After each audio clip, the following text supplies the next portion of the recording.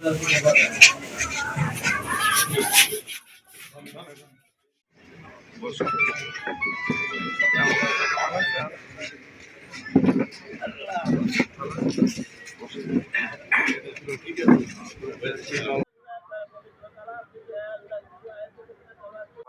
একজন সহকর্মী, একজন সহযোগী হিসেবে জনাব মফিজউদ্দিন মফিজ কাকা দলের একজন নিবেদিত প্রাণ হিসেবে দিন রাত অক্লান্ত পরিশ্রম করেছে এবং এই এলাকার রাস্তাঘাট, গ্যাস, পানি, বিভিন্ন বিষয়ে এলাকার মানুষের বিভিন্ন দাবি দাওয়া নিয়ে উনি জনাব সালাউদ্দিন সাহেবের সাথে অক্লান্ত পরিশ্রম করার মাধ্যমে মানুষের দ্বার প্রান্তে এই সেবাগুলি পৌঁছে দিয়েছিলেন।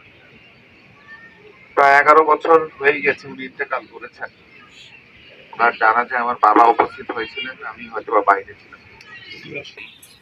দলমত নির্বিশেষে এলাকার মানুষ, বিশেষ করে শ্যামপুর এলাকার মানুষ একে অপরের জন্য সহযোগী হিসেবে কাজ করতেন, একে অপরের স্বজন হিসেবে কাজ করতেন। আমাদের এই সম্পর্কটা আসলে বিগত 20 বছর যাবত যে এলাকার সুবিধাবাদী মানুষের মধ্যে বিভেদ সৃষ্টি করেছে,